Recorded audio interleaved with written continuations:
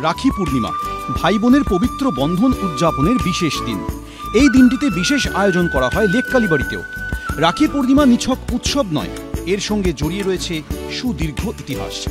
আজ পূর্ণিমা পড়েছে, এ হচ্ছে কি যে ঝুলন পূর্ণিমা, এবং আগামীকাল হচ্ছে রাখি বন্ধন। এই রাখি বন্ধন শব্দটি রক্ষাবন্ধনের অপভ্রংশ। রাখি বন্ধন উৎসবের দিন দিদি বা বোনেরা তাদের ভাই বা দাদাদের হাতে কবজিতে রাখি নামে একটা শিল্পিত পবিত্র সুতো এনে বেঁধে দেয়। পরিবর্তে কি হয় না, ভাই বোনকে উপহার দেয়, সারা জীবন তাকে দেখাশোনা করবে বা রক্ষা করবে এও শপথও নেয়। এরপর ভাই বোন পরস্পরকে মিষ্টি খাওয়ায়। ভারতবর্ষের বিভিন্ন জায়গায়, বিশেষত উত্তর ভারতে বিভিন্ন সম্প্রদায় সহোদর ভাই থেকে আরম্ভ করে জ্ঞাতি ভাই এবং অন্যান্য আত্মীয়, তাদের মধ্যেও কিন্তু রাখি বন্ধন উৎসবটা কিন্তু করা হয়, প্রচলন আছে। অনাত্মীয় ছেলেরাও ভাই বা দাদা মনে করে তাদেরকে কিন্তু রাখি পরানোর এটাও প্রচলন আছে। মহাভারতে একটা কাহিনী আছে, সেই কাহিনীটা কি না, শিশুপাল বধের পর শ্রীকৃষ্ণের আঙুলে একটু চোট লাগে এবং তাতে রক্তক্ষয় হয়। তৎক্ষণাৎ কী হলো না, দ্রৌপদী তার শাড়ির আঁচল খানিকটা ছিঁড়ে কৃষ্ণের আঙুলে পটি বেঁধে দেয় এবং তাতে রক্তপাত বন্ধ হয়। কৃষ্ণ তাতে সন্তুষ্ট হলেন এবং তখন দ্রৌপদীকে তার প্রতিদান দেবেন বলেন তিনি প্রতিশ্রুতিও দিলেন। বহু বছর পরে একবার ঘটল কি, পাশা খেলায় কৌরবরা জিতে এই দ্রৌপদীর বস্ত্রহরণ করতে গেলে সেই সময় শ্রীকৃষ্ণ সেই কথা মনে ছিল, সে অলক্ষ্যে থেকে অন্তহীন বস্ত্র জুগিয়ে দ্রৌপদীকে সম্মান তার রক্ষা করেছিলেন। কোনো কোনো মতে এইভাবেই রাখি বন্ধন হচ্ছে, এর প্রচলনটা হয়। আরও একটা কাহিনী আছে, সে কাহিনীটা কি, সে কাহিনী অনুসারে বিষ্ণু ভক্ত দৈত্যরাজ বলেই রাজ্য রক্ষা করার জন্য, তার রাজ্যটাকে রক্ষা করার জন্য বৈকুণ্ঠ ছেড়ে বিষ্ণু চলে আসেন এবং বিষ্ণুর স্ত্রী লক্ষ্মী তখন সাধারণ মেয়ের বেশে বলিরাজের কাছে এসে বলেন তার স্বামী তো নিরুদ্দেশ, যতদিন না স্বামী ফিরে আসেন ততদিন যেন রাজা বলি তাকে আশ্রয় দেন। বলিরাজা রাজিও হন এবং শ্রাবণী পূর্ণিমা, মানে যেটা আজ, এই শ্রাবণী পূর্ণিমায় লক্ষ্মী বলিরাজের হাতে একটা রাখি বেঁধে দেন। বলিরাজা এর কারণ জিজ্ঞেস কখন করলেন, তখন লক্ষ্মী তার নিজের আত্মপরিচয়টা দিলেন, দিয়ে সব কথা খুলে বললেন। এতে হলো কি না, বলিরাজা মুগ্ধ হয়ে বিষ্ণুকে বৈকুণ্ঠে ফিরে যেতে অনুরোধ করল। বলি বিষ্ণু ও লক্ষ্মীর জন্য জীবনের সব ত্যাগ করেছিলেন এবং সেই থেকে শ্রাবণী পূর্ণিমা তিথিতে মর্তে এই রাখি বন্ধন পালন করা হচ্ছে। আরও কথা আছে, একটি জনশ্রুতি আছে, 326 খ্রিস্টপূর্বাব্দে মহামতি আলেকজান্ডারের ভারত আক্রমণ করলে আলেকজান্ডারের স্ত্রী রোজানা রাজা পুরুকে একটি পবিত্র সুতো দিয়ে অনুরোধ করেছিলেন যেন আলেকজান্ডারের কোনো ক্ষতি না হয়। পুরু ছিলেন কে না, সে ছিল কটজ রাজা, তিনি রাখিকে সম্মান করতেন। যুদ্ধক্ষেত্রে তিনি নিজে আলেকজান্ডারকে একবারই আঘাত করেননি। মধ্য সপ্তদশ শতকে রাজস্থানী লোকগাথা অনুসারে চিতোরের রানী কর্ণবতী 1535 খ্রিস্টাব্দে এই মোগল সম্রাট হুমায়ুনকে একটা রাখি পাঠায়।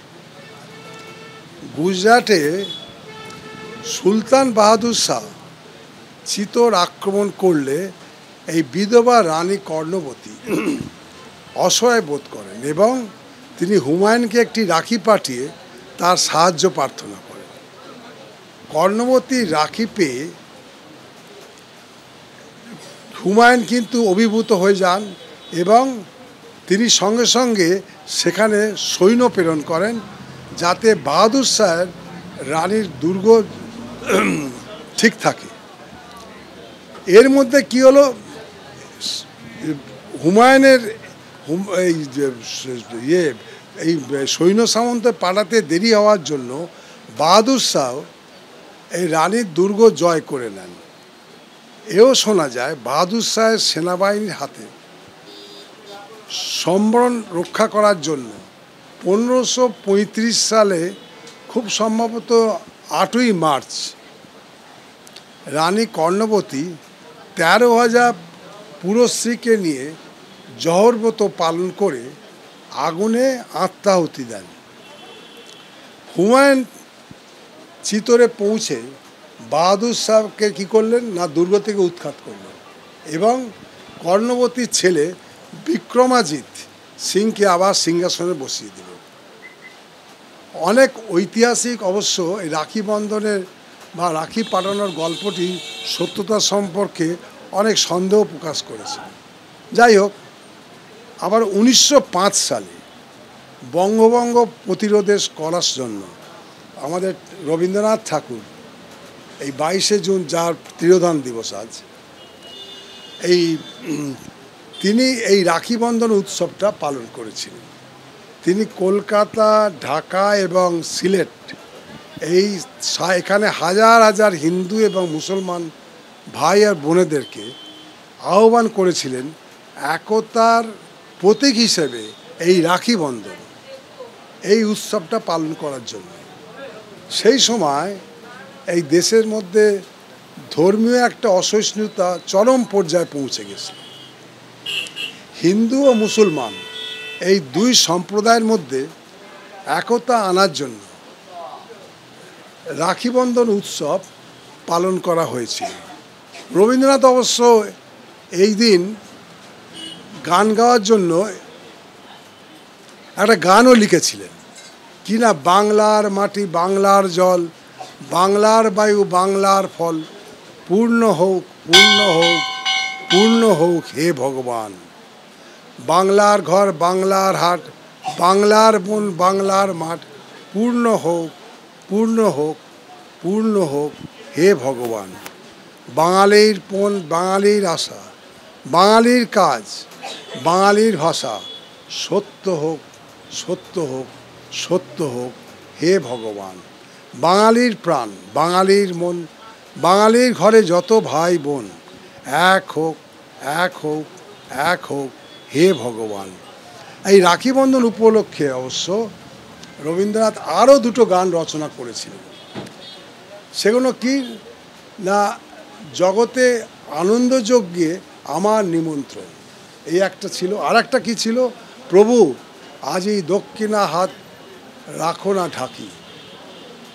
তাই ভারতবর্ষে নানা অঞ্চলে হিন্দু ভাই বোনদের মধ্যে এই সুপবিত্র সম্পর্ক সুদৃঢ় করার প্রার্থনা নিয়ে এই রাখি বন্ধন প্রত্যেক বছরই পালন করা হয় এবং এই নিয়েটাই আমাদের পরমারাধ্য পূজ্যপাদ গুরুদেব, যিনি এই লেককালীবাড়ির প্রতিষ্ঠাতা, তিনি এই যে ধারণাটাকে সম্পূর্ণভাবে সবার মধ্যে করার জন্য ভাই বোনদের মধ্যে রাখি বন্ধন এবং তাদের মধ্যে মিষ্টির বিনিময়, যার মধ্যে যা কিছু মনে করো দূরত্ব আছে সেটাকে কাছে নিয়ে আসা, যেভাবে আমরা বিজয়া দশমীতে এই আলিঙ্গন করি এবং কোলাকুলি করি, সেইটাকে প্রচলন করা হয়েছিল বলেই আজকে এই কালী মন্দিরে এই রাখি বন্ধন এবং রাখি পূর্ণিমার গুরুত্ব হচ্ছে এই।